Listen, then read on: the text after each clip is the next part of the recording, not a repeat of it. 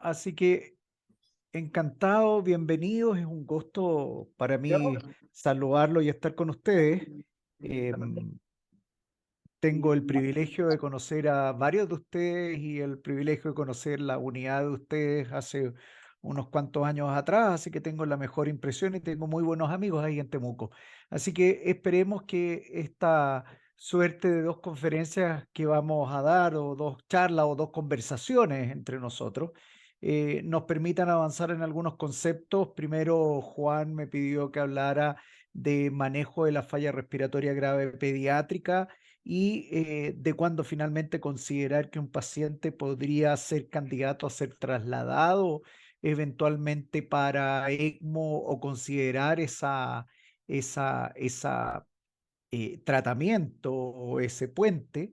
Y la próxima semana, si todo funciona como queremos, la idea es que conversemos algunos aspectos del ECMO respiratorio propiamente tal, que yo sé que ustedes están partiendo, quieren partir y quieren organizar, y me parece que es una excelente idea, teniendo las herramientas, teniendo el grupo entrenado, teniendo el personal.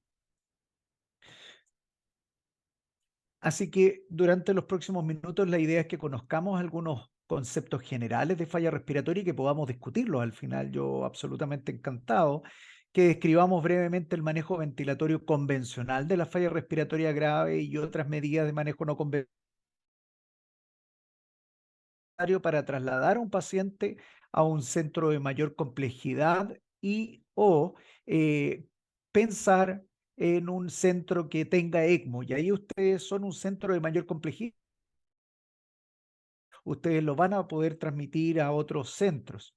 No tengo conflicto de interés, mi único interés es que todos podamos tener las mejores herramientas para tratar a nuestros pacientes pediátricos. La falla pulmonar grave, como varios de ustedes deben imaginar, constituye un espectro de enfermedad. El diagnóstico está basado básicamente en alteraciones clínicas y alteraciones radiológicas y fisiológicas. Conceptualmente, en general, hablamos de falla respiratoria grave cuando tenemos un paciente con una PAFI menor de 300, o aquel paciente que por falla respiratoria ha requerido algún tipo de apoyo ventilatorio. Y el representante más grave de esta falla respiratoria pulmonar grave es el distrés respiratorio agudo pediátrico. Recordemos que su etiología más frecuente es de causa infecciosa. De hecho, en estos momentos, una gran parte de los pacientes graves que tenemos en nuestras unidades en Chile, la etiología del distrés respiratorio es una falla respiratoria grave secundaria al virus respiratorio sincicial. En general, el distrés respiratorio agudo puede contar hasta con un 4% del ingreso a la UCI pediátrica, pero evidentemente esto va a variar de acuerdo al momento del año en donde estemos realizando la encuesta o considerando los ingresos, porque ahora probablemente es un porcentaje mucho mayor a ello. Alrededor del 10% pueden requerir ventilación mecánica, y tenemos mortalidades descritas que van entre el 18 y el 80%. Todo esto dependiendo de cómo hayamos definido el distrés respiratorio agudo y cuál sea la mortalidad considerada dentro de este grupo de pacientes. Obviamente que todos fallecen, pero me estoy refiriendo a en quienes consideramos o no el diagnóstico de distrés respiratorio. La primera definición formal de distrés respiratorio eh, vino desde una conferencia europea. Esto fue en adultos el año,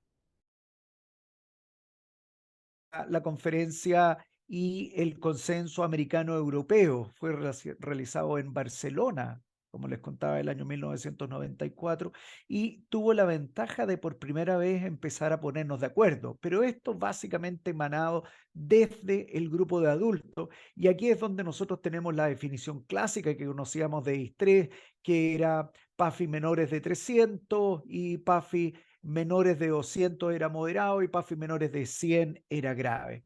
Sin embargo, los pacientes pediátricos, como muchas veces lo hemos discutido, no son adultos pequeños, por lo que era tremendamente necesario una definición pediátrica. Y esta se logró finalmente el año 2015, cuando se publicó el consenso PALIC, en donde por primera vez se dieron algunas definiciones propias de pacientes pediátricos y se logró algún consenso de expertos de cuándo hablar y en relación a qué hablar de distrés respiratorio agudo. La gran ventaja, y no me voy a concentrar en la definición propiamente tal, porque esta ustedes la pueden encontrar en la literatura y de hecho ustedes ya saben que hay un consenso nuevo que vamos a hablar en un par de minutos más. Pero la gran ventaja ya de esta definición es que en primer lugar fue pediátrica propiamente tal, excluyendo la patología de adulto y la patología perinatal. Ahora, lo otro importante es que por primera vez empezaron a considerar que los hallazgos radiológicos no solamente eran bilaterales, sino que podían ser unilaterales en un inicio, porque vieron que la mayor parte de los distrés respiratorios partían unilateral y terminaban con bilateral. Por otra parte, incluyó dentro de la definición el uso de ventilación mecánica no invasiva y además incluyó que pacientes con patologías pulmonares crónicas, que patologías con cardiopatías congénitas, específicamente cardiopatías congénitas cianóticas, también pudieran considerarse dentro de esta definición cuando los pacientes presentaban una falla respiratoria y tenían saturaciones o CO2 mucho peor de lo que tenían en sus valores normales basales para su patología o fisiopatología. El año 2019 se presentó un estudio que hicieron posterior a la definición de PALIC, en donde comenzaron a ver cómo funcionaba y cómo operaba. Y se dieron cuenta que dentro de este registro, que fue un registro multicéntrico, más de UCI en 27 países del mundo, varias UCIs de Chile participaron, vieron que esta nueva definición era bastante buena porque podía identificar un 40% más de pacientes pediátricos que lo que podría haber hecho la definición de Berlín, que era de adultos. Y por otro lado, se vio, era básicamente en los pacientes con distrés respiratorio grave versus los pacientes que tenían distrés respiratorio leve y moderado. Y finalmente se dieron cuenta que en estos pacientes que tenían mortalidad por esta falla respiratoria, por el distrés grave, la mortalidad fue mayor en los pacientes que tenían distrés respiratorio grave desde el inicio y en aquellos pacientes que las comorbilidades eran neumonía, shock, pero no shock séptico, asfixia por inmersión, etcétera. Esto determinó finalmente que hace muy poco, ustedes saben que a principios de año, febrero de este año, saliera una nueva definición que no me voy a concentrar en ella, pero que básicamente lo que pretendió o lo que pretende esta nueva definición es que podamos tener una definición aún más transversal, porque una de las cosas que se dieron cuenta es que a pesar de las definiciones y la sugerencia, costaba todavía la aplicación de estos conceptos y se hacía un poco confuso el cómo manejar a los pacientes, si tenían distrés leve o leve moderado o moderado yendo hacia grave, etcétera. Y esta nueva definición de febrero de este año lo que pretende hacer es tratar de clasificar a los pacientes básicamente en dos grupos. O tienen un distrés grave o tienen un distrés leve a moderado y considerando en ellos si tienen o no tienen apoyo no invasivo.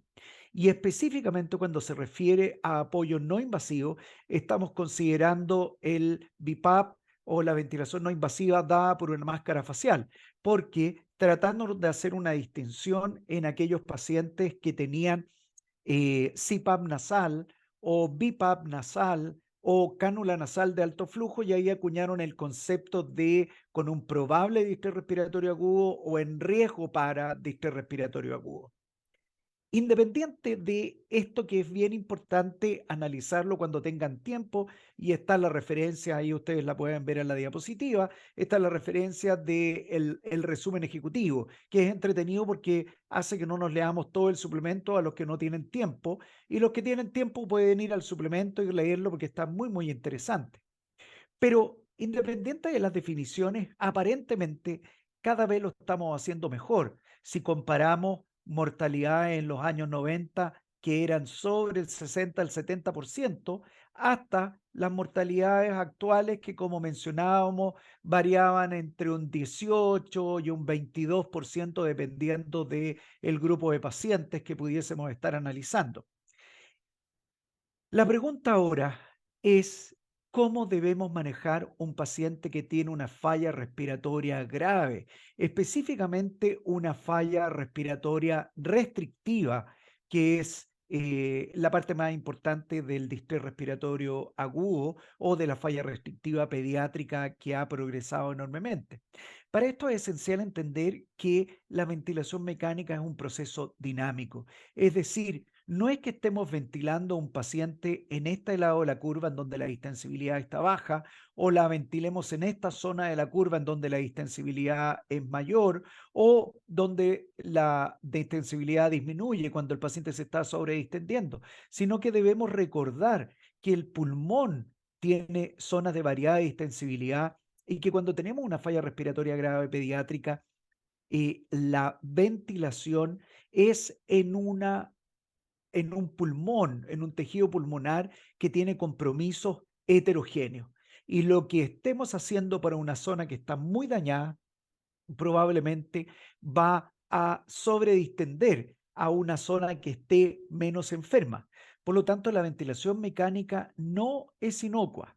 Así que lo primero que vamos a hacer es mencionar qué es lo que nosotros debiéramos tener como objetivo de oxigenación en este paciente. Y este es un problema tremendo y frecuente que cometemos en pediatría, porque cada vez que tenemos un paciente grave, hay un grupo de personas que cada vez es menos y cada vez ha ido entendiendo esto más, que trata de buscar oxigenaciones cercanas a los 100% normal. Y estábamos hablando que muchos, cuando uno escucha cómo están ventilando el paciente, cómo están oxigenando, manejan saturaciones entre 97 y 100%.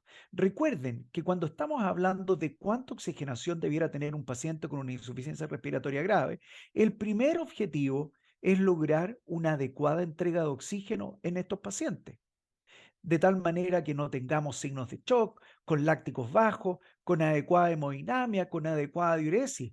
Por lo tanto, nosotros no necesitamos tener una oxigenación, una saturación perfecta para lograr estos objetivos. Ahora, no está claro cuál es la saturación objetivo óptima promedio en todos los pacientes, porque esto va a depender del paciente en particular, de la patología, de otras variables que estén involucradas como otros compromisos de órganos o sistemas. Específicamente en la falla respiratoria grave en pacientes que están en ventilación mecánica, el consenso es tratar de utilizar la FiO2 más baja para lograr una saturación que logre una adecuada entrega de oxígeno.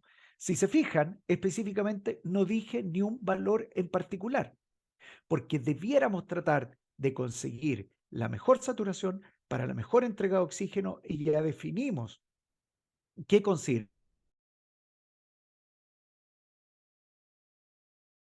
Si uno ya quiere valores, lo ideal es que estuviésemos utilizando FIO2 iguales o menores a 60%.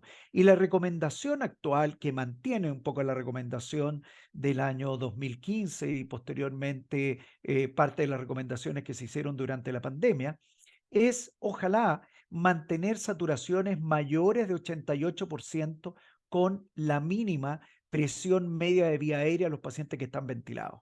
En general, se sugieren saturaciones entre 92 y 97% para pacientes que tengan distrés respiratorio leve a moderado, luego de obviamente optimizar el PIB, ya lo vamos a ver un poquito más adelante, y se podrían considerar saturaciones menores a 92% para pacientes que tengan distrés respiratorio grave, de tal manera de no utilizar.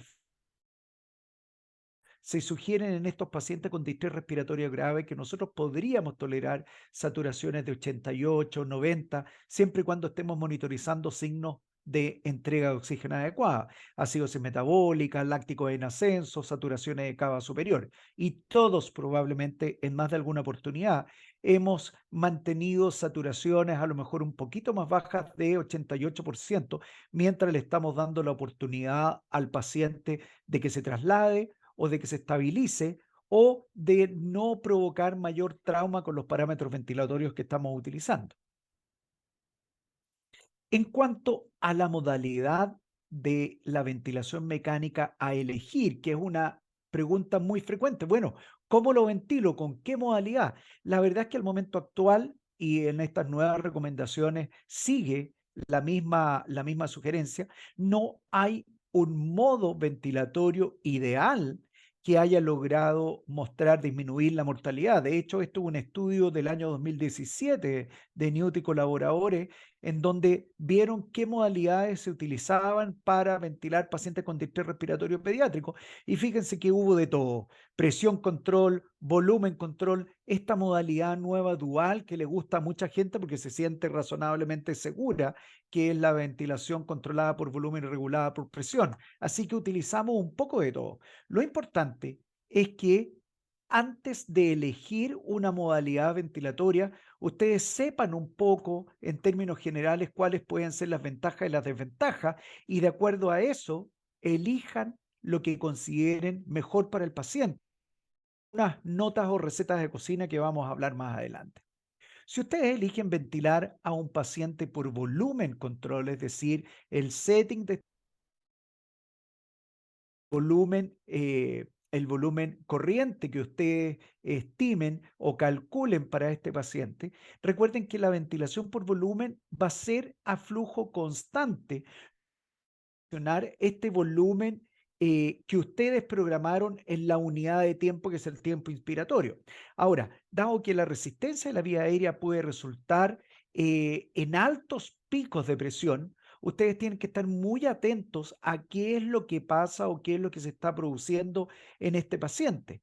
Y otro punto es que la distribución no homogénea de este volumen corriente, dado el flujo constante y dado que algunas unidades pueden tener distintas constantes de tiempo, puede determinar estas presiones muy elevadas y tener en este paciente en particular mayor riesgo de barotrauma. Por lo tanto, tenemos que estar muy atentos, porque la ventaja es que ustedes saben el volumen corriente que están entregando. La desventaja es que las presiones que puede producir en el sistema pueden ser absolutamente impredecibles.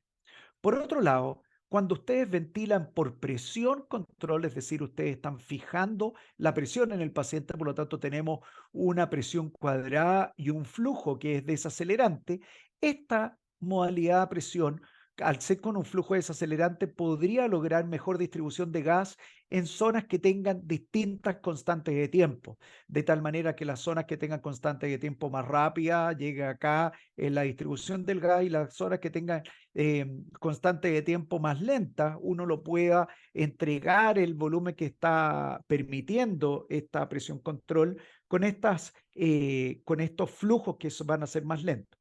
Sin embargo, como pueden existir cambios significativos en la resistencia de la vía aérea, esto va a producir sí o sí cambios significativos en el volumen a entregar.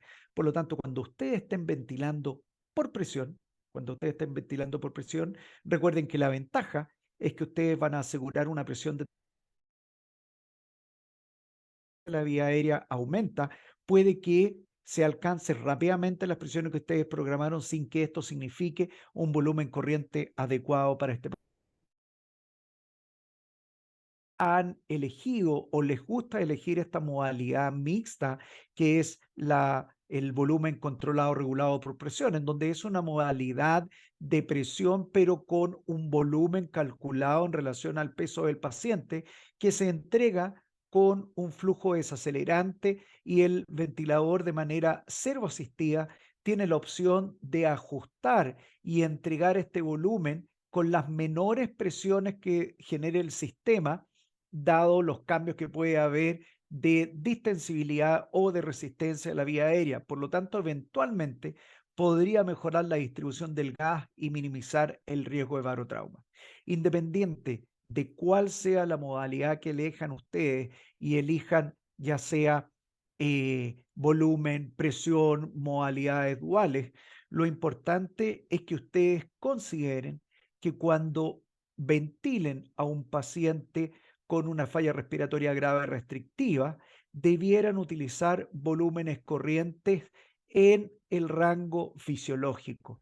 Y cuando estoy hablando del rango fisiológico o límite bajo el rango fisiológico, estamos hablando en relación al peso ideal predicho por edad o por tablas peso-edad y no por el peso real si el paciente es un paciente obeso. El único paciente que eventualmente uno podría considerar utilizar el peso real es en pacientes que están desnutridos. Pero recuerden que un paciente obeso de 100 kilos no tiene un pulmón que corresponda a esos 100 kilos propiamente tales. Así que por eso hay que utilizar, y no se olviden de utilizar el peso ideal predicho. ¿Cuánto es lo que se sugiere? Se sugiere no utilizar volúmenes mayores a 6 a 8 ml por kilo del peso predicho. Y solo si el paciente tuviese una distensibilidad o compliance pulmonar muy disminuida, se sugiere bajarlo a volúmenes entre 4 y 6 ml por kilo. Es decir, mientras más enfermo el pulmón, probablemente dirigirnos más hacia 4 ml por kilo, mientras menos enfermo el pulmón, a 8 ml por kilo. Pero recuerden que acá lo más importante es que con este volumen corriente estén logrando los objetivos que ustedes se propusieron de oxigenación y de barrido de CO2 que vamos a ver en un par de minutos más. En cuanto a las presiones, ya que desgraciadamente no tenemos la posibilidad en todas las unidades de medir presiones transpulmonares, que es lo que realmente va a producir el estrés en el pulmón, y tampoco tenemos la posibilidad de medir la relación que hay entre el volumen corriente y la capacidad residual funcional de los pacientes, que es parte del strain que se va a producir en este pulmón. Lo que se sugiere en la actualidad es mantener menores de 30, específicamente menores de 28.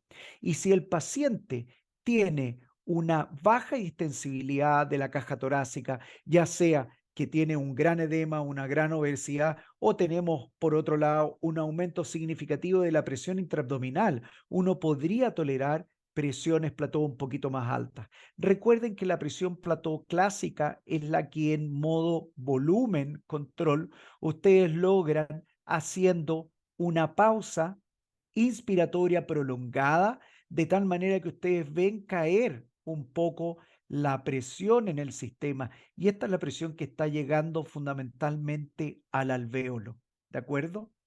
Y lo otro que se pide es tener una presión de trabajo, una presión de distensión, una presión de conducción, que es el driving pressure, menor o igual a 15. El driving pressure, que es la diferencia que hay entre presión plató y PIP, es una de las mejores representaciones tanto del estrés como el strain, por lo tanto, una de las mejores representaciones prácticas de el daño pulmonar.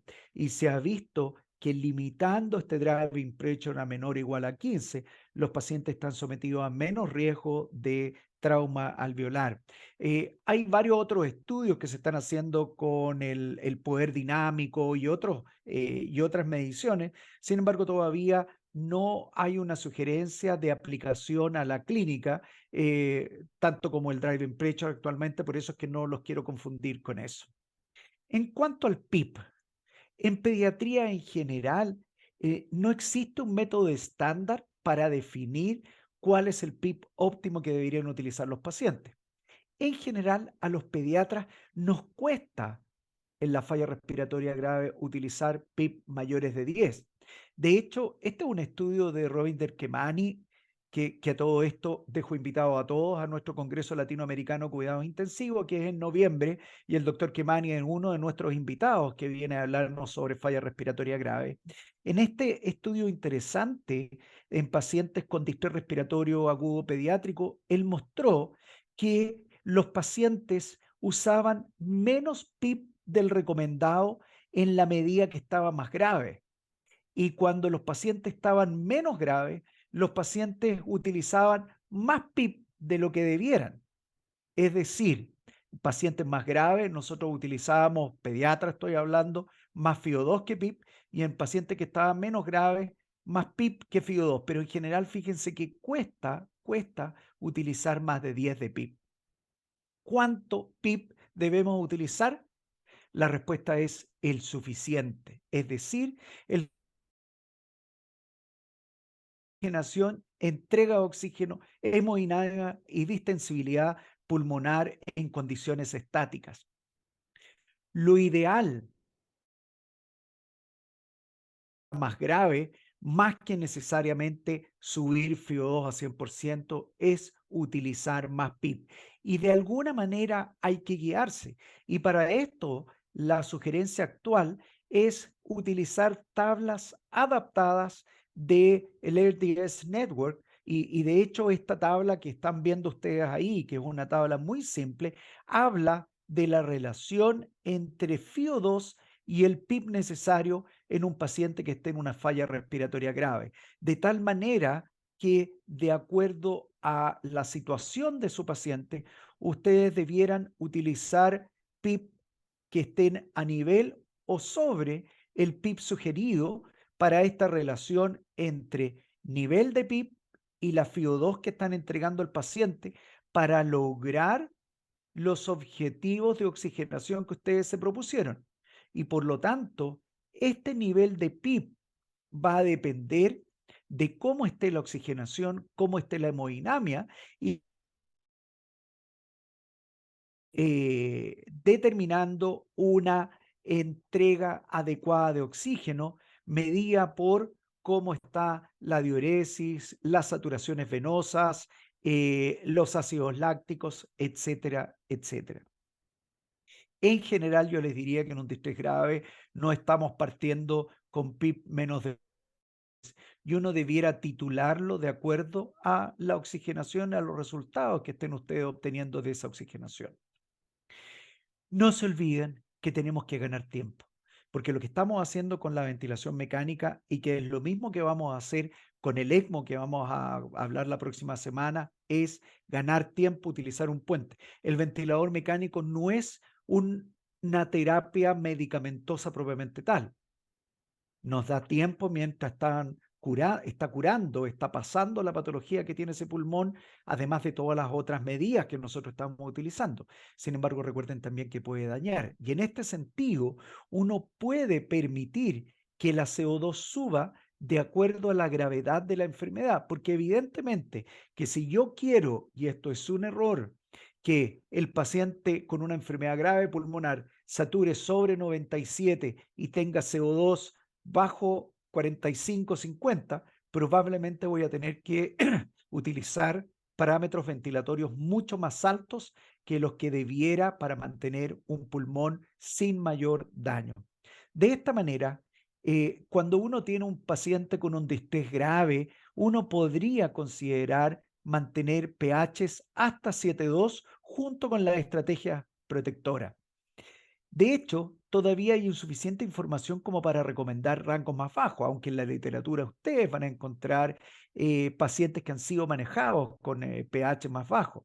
Y eventualmente, cuando no logran el objetivo y no de uso de rutina, pero sí de rescate, ustedes si tienen pH menor a este podrían utilizar bolos de bicarbonato, pero de nuevo, esto no está recomendado como un uso de rutina. Y por otra parte, ustedes tampoco van a poder mantener CO2 elevada, aunque tengan pH sobre o igual a 7,2, si los pacientes tienen alguna contraindicación relativa a hipercapnia, como por ejemplo pacientes con hipertensión intracraniana, hipertensión pulmonar o inestabilidad hemodinámica. Recuerden que no solamente tenemos el ventilador mecánico, recuerden que hay otras medidas que uno tiene que considerar en estos pacientes. Recuerden que estos pacientes tienen que estar restringidos de volumen, pero de nuevo, cuando estamos hablando de restricción de volumen es básicamente porque los balances positivos en la mayoría de los pacientes son de deleterio y pueden aumentar la mortalidad y pueden determinar peor evolución en los pacientes. Además que los balances positivos se relacionan con un mayor día de ventilación mecánica y habitualmente pacientes más graves. Pero cuando hablamos de restricción de volumen, básicamente nos estamos refiriendo a evitar la sobrecarga de volumen. ¿De acuerdo? Es decir, uno tiene que mantener a estos pacientes lo suficientemente restringidos de volumen siempre y cuando estemos manteniendo los aportes basales necesarios y estemos manteniendo al paciente con una hemodinamia y con una volemia adecuada. Es decir, no se debe sobrecargar de volumen a los pacientes siempre y cuando se mantenga un adecuado volumen intravascular.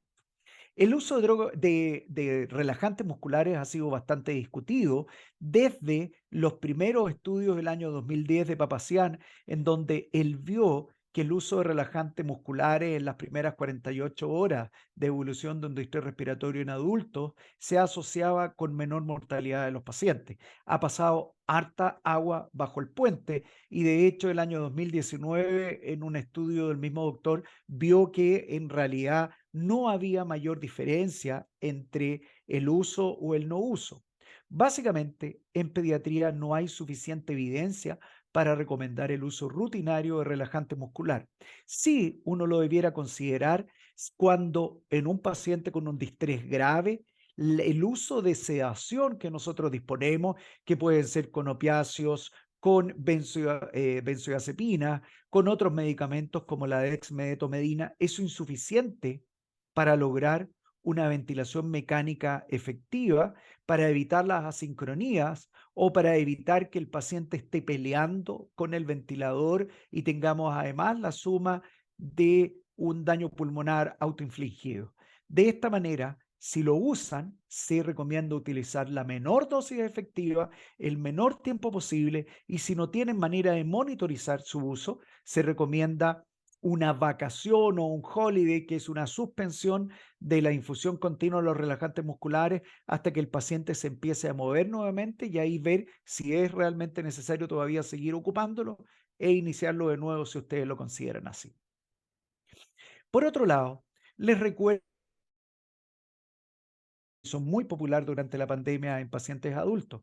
Recuerden que cuando uno mantiene a un paciente en posición supina, hay un aumento de la atelectasia en zonas dependientes con un churn intrapulmonar muy significativo.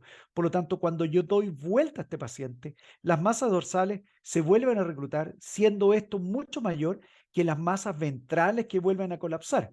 Esto va a determinar una mejoría en la oxigenación, mejorando el reclutamiento pulmonar y la relación BQ. A pesar de los resultados en adultos y de la cierta certeza fisiopatológica que puede tener esto, al menos en la actualidad, en pacientes de evidencia como para recomendar el prono como uso de rutina, pero uno lo podría considerar en pacientes con distrés grave que no responden a las medidas convencionales. En general es de bajo costo, es seguro y es potencialmente benéfico. Así que, pese a esto, no hay también suficiente evidencia como para recomendar cuánto tiempo. Lo que sí sabemos de estudios de adultos y algunos pediátricos es que hay mejores resultados mientras más tiempo están, mientras más tiempo, mayor de 12, 18 horas, en donde se han visto los mejores resultados. Y recuerden que si ustedes van a colocar a un paciente en prono, esto tiene que estar programado y entrenado previamente. Diversos estudios muestran que colocar un paciente prono es bastante seguro, siempre y cuando el equipo que va a realizar la posición prono del paciente está lo suficientemente entrenado y coordinado. Y recuerden que entre más pesa el paciente más grande, esto es más difícil. Las maniobras de reclutamiento también teóricamente podrían ser consideradas cada vez que existe una pérdida del reclutamiento o se juzgue necesario hacer un aumento del PIB. Recuerden que finalmente lo que vamos a hacer con una maniobra de reclutamiento es cambiar un paciente de la ventilación en esta zona a la ventilación en esta zona, en donde vamos a tener a iguales presiones mucho más capacidad residual funcional final en donde vamos a estar ventilando el paciente. Sin embargo, esto que parece muy promisorio del punto de vista teórico,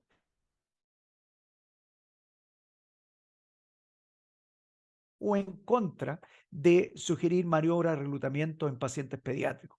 La recomendación del 2015, 2017 y la actual es que debieran considerarse en pacientes graves que no han respondido a el manejo convencional y en un equipo que esté lo suficientemente afiatado como para realizarlo, afiatado en el sentido que tengan protocolizado y que lo hayan hecho anteriormente en otros pacientes. Y si lo van a hacer, se se consideran maniobras de reclutamiento con pasos lentos y secuenciales, tanto de incremento como de disminución del PIB, tratando de hacer medición de distensibilidad pulmonar en cada uno de estos pasos, de tal manera de determinar cuál es el punto en donde está la mejor distensibilidad o cuál es el punto en donde empieza a haber sobredistensión. Si se fijan, solo diciendo esto, ya les estoy mencionando que no es llegar e inflar y desinflar un pulmón. Y las maniobras que se utilizan en adultos, que son 30 segundos, 30 centímetros de agua, o 40 segundos, 40 centímetros de agua, definitivamente no están consideradas en pacientes pediátricos. ¿Qué utilizamos? Reclutamiento o prono. Pese a que la literatura no sugiere ninguna de las dos, probablemente el prono es más seguro que el reclutamiento pulmonar. Sin embargo, cuando tenemos un paciente grave que no ha respondido a nada y tenemos una unidad como la de ustedes, que es una unidad de mayor complejidad, uno podría utilizar probablemente las dos, primero prono y luego reclutamiento, aunque hay algunos que plantean que antes de colocar en prono al paciente debiera reclutarse. No todos estamos necesariamente de acuerdo con eso. Finalmente, 2 puntos, el óxido nítrico inhalado, no todas las unidades de nuestro país lo tienen. Recuerden que esto es una molécula que cuando se da inhalado, al ser una de vía media muy corta, el efecto es fundamentalmente a nivel pulmonar. Y lo que vamos a hacer finalmente es mejorar de forma extraordinaria, aunque muchas veces transitoria, la relación BQ y por lo tanto la oxigenación.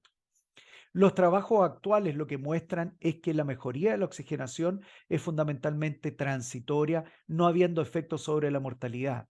Y hay insuficiente evidencia como para recomendar el uso de rutina en la falla respiratoria grave pediátrica, a menos que ustedes sospechan que pueda existir vasoconstricción hipóxica refleja o que el paciente haya mostrado signos ecocardiográficos de hipertensión pulmonar o disfunción derecha. Por otra parte, uno podría también considerar una prueba terapéutica como medida de rescate o eventualmente puente a ECMO. Nosotros en nuestra unidad lo utilizamos como puente a ECMO, pero esto va a estar basado en la decisión dada la experiencia institucional y por supuesto que la disponibilidad de recursos. En algún momento más de alguien dijo que debiéramos tener óxido nítrico disponible en todas las unidades de Chile. La verdad es que es un recurso caro y probablemente está un poquito más sobreutilizado, pero si uno tiene una unidad pediátrica que trabaje en conjunto con una unidad de alta complejidad de neonatología, ya tenemos la posibilidad de tener óxido nítrico. O si tenemos unidad cardiovascular, también tenemos la posibilidad de tener óxido nítrico y uno va haciendo las sinergias que corresponden. Ventilación de alta frecuencia, adultos no la usa para nada. En pacientes pediátricos, pese a que desde el punto de vista fisiopatológico es casi la ventilación protectora ideal, en la actualidad todavía no existe suficiente evidencia como para poder sugerirla como uso estandarizado en pacientes pediátricos con falla respiratoria grave. Actualmente se está haciendo un estudio que es el PROSPECT, en donde se va a evaluar la eficacia y la seguridad de la posición prono y la ventilación de alta frecuencia en pacientes con distrés respiratorio agudo pediátrico moderado a grave. Y probablemente este estudio nos va a dar algunas luces más de si la ventilación de alta frecuencia tiene un nicho específico en alguno de estos grupos de pacientes. Por el momento, uno debiera considerar el uso de alta frecuencia como una alternativa en pacientes con falla respiratoria grave, hipóxica, que no ha respondido a la ventilación convencional en parámetros que sean razonablemente seguros para el pulmón. Pero hay que utilizarla con mucha prudencia. En general, nuestro grupo la utiliza con pacientes con IOX mayores de 20 que no han alcanzado los objetivos de oxigenación y ventilación con ventilación protectora y como paso previo al ECMO. Pero como siempre lo digo, para nosotros es relativamente fácil porque nosotros tenemos el ECMO al lado, por lo tanto, si vemos que esto no funciona, sabemos que tenemos una alternativa convencional, una serie de otros elementos que podrían ayudar en el manejo de la falla respiratoria grave, incluyendo el ECMO que vamos a hablar la próxima semana. Pero lo ideal Si es que llegamos al ECMO, es haber tratado de utilizar las otras herramientas en la oportunidad que corresponda para poder haber dañado lo menos posible. Recuerden que si uno llega con ventilaciones mecánicas muy prolongadas, mayores de 14 días, o con ventilaciones mecánicas con parámetros muy elevados, no permisivos, probablemente no vamos a tener mucho pulmón que recuperar. De esta manera, y a receta de cocina, hay 20 recetas de cocina distintas. Como ustedes van a tener esta presentación, yo les voy a dejar lo que nosotros hemos creado o sugerido, y básicamente pasa porque si ustedes están haciendo todo lo posible por este paciente, están evitando la sobrecarga de volumen, utilizando volúmenes bajos para el peso ideal y utilizando suficiente PIB para prevenir el colapso, y no logran saturaciones mayores de 90%, menores de 97%, con presiones plató menores a 28, con índice de oxigenación en menores de 15, con driving pressure menor de 15 o pH menores de 7,2. Si no logramos eso, uno debiera plantear aumentar el PIB. Si el paciente tiene menos distensibilidad o está obeso, incluso podría considerar un PIB un poco mayor y llegar hasta 15, pero hay que tener ojo con el compromiso hemodinámico cuando los PIB están sobre 15, utilizar FIO2 hasta 85%, considerar prono, eventualmente considerar maniobras de reclutamiento si ustedes las tienen protocolizadas en su unidad. Y si pese a esto el paciente no logra saturaciones mayores de 88, con índice de oxigenación bajo 20 o driving pressure bajo 15 o pHs mayores de 7,2, uno debiera considerar pensar si está o no en un centro de alta complejidad. Si está en un centro de alta complejidad, uno podría hacer cosas más complejas, como evaluar y reevaluar atrapamiento aéreo, considerar reclutamiento, prono, bafo, óxido nítrico, pero tomar contacto o pensar en hablar con un equipo en donde manejen ECMO para ver cuáles van a ser los pasos siguientes o no del eventual traslado. Y si ustedes no están en un centro de alta complejidad, ustedes en ese momento, antes que el paciente esté más grave, recuerde que aquí estamos hablando de IOX menos de 20, pH mayor de 7,2, driving pressure menos de 15, saturando probablemente 88, 89, debieran tomar contacto con un centro de mayor complejidad y o con un contacto con un centro de ECMO para trasladarlo a ese lugar. Recuerden que los traslados precoces disminuyen la mortalidad de los pacientes. Y si uno considera este traslado precoz, ya sea por contacto telefónico, antes de que el paciente está más grave, va a facilitar el manejo, va a anticipar problemas y además puede anticipar terapias que son poco disponibles. Recuerden que si nosotros conversamos con centros de mayor complejidad, probablemente les van a poder sugerir cambiar algunas de las cosas que están haciendo en los pacientes. Y además, uno no siempre tiene toda la verdad y siempre es bueno compartir, aunque uno esté en un centro de mayor o menor complejidad, compartir con otros qué estoy haciendo y preguntar cómo podría hacerlo mejor. Yo creo que eso está en la esencia de los intensivistas, o debiera estar en la esencia de los intensivistas, de ser capaz de pedir ayuda y ser capaz de escuchar a los demás. En general, nosotros consideramos, y esto es una consideración que tenemos el grupo colaborativo de ECMO, que uno debiera considerar el traslado a un centro de mayor complejidad que eventualmente pueda ser capaz de manejar estos pacientes, incluyendo a ECMO, cuando tenemos pacientes que, a pesar de todo lo que han hecho, no está oxigenando y ventilando de manera adecuada, de tal manera de considerar el traslado si estamos acercándonos a ventilaciones sobre 8 ml por kilo, presiones plató de 20, 15, considerarlo cuando tenemos presiones medias de vía aérea de 18 en ventilación convencional o 25 en bafo. Cuando pesa todo lo que estamos haciendo, tenemos CO2 sobre 80 con pH menores de 7,2. Cuando ya tenemos pacientes con PIB cercanos a 15 y cuando tenemos pacientes que ya están atrapando aire que ya no tengo ninguna otra herramienta y que queremos evitar al máximo posible el bolo o el barotrauma. En este sentido, creemos que si un paciente tiene índice de oxigenación mayores o iguales a 25 por 4 horas o CO2 mayores a 80 con acidosis respiratoria o pacientes cursando con shock séptico o deterioro progresivo, debiéramos al menos haber contactado al centro de ECMO para que nos sugiera qué otras cosas poder hacer. Y si el paciente tiene índice de oxigenación más de 30 por 6 horas, o CO2 más de 100, o acidosis respiratoria con pH menos de 7,2, o el paciente que está en shock séptico y que persiste con compromiso hemodinámico grave, pese a lo que estamos haciendo, uno debiera considerar trasladarlo a un centro de ECMO.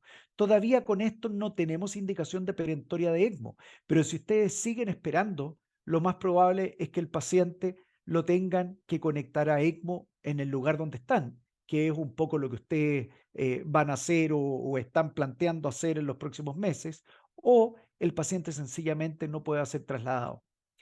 Solamente para darles una experiencia local, de los últimos 23 pacientes que nosotros hemos recibido para ECMO, que se han trasladado bajo estas circunstancias, solamente 2 pacientes fueron conectados a ECMO.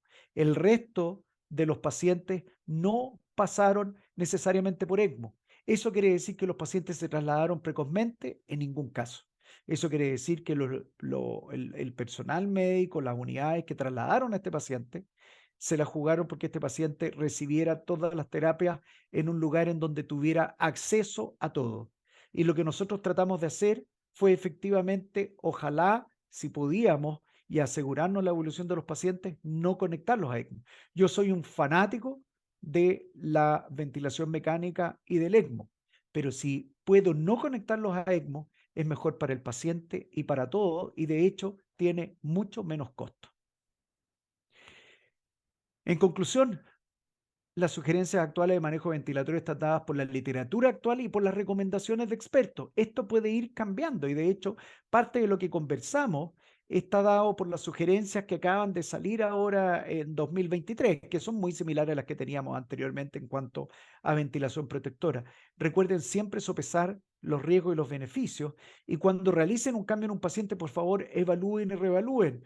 No esto de que hagan un cambio y después 2, 3 horas después recién consideren qué es lo que está pasando. Un traslado precoz siempre beneficia al paciente. Recordemos que lo más importante es no dañar ese pulmón porque el ECMO, que es lo que nos queda cuando todo lo que les he conversado anteriormente no ha funcionado, el ECMO es un puente. Y para que este puente sirva bien, tenemos que tener un paciente que tengamos pulmón y paciente que recuperar. Y recuerden que no todos los pacientes requieren traslado y no todos los que se trasladan requieren ECMO.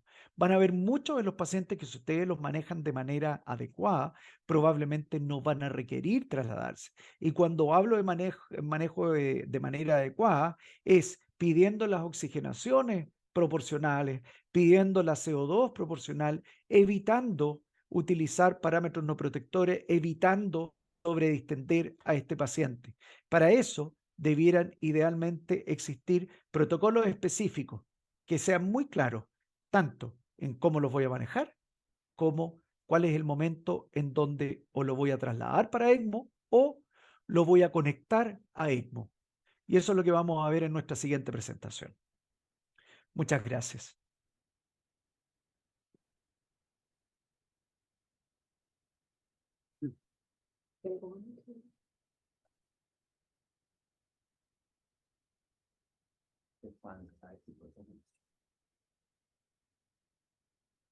Perfecto. Bueno, primero que todo, nuevamente agradecer, doctor Castillo. Estuve escuchando su clase entre pabellón y acá y está muy bueno. La gente de la UPC acá está bastante contento porque en realidad lo que está usted proponiendo, lo que están realizando es bastante similar a lo que están haciendo el equipo de UPC acá, así que eso es súper, súper gratificante para todo el equipo.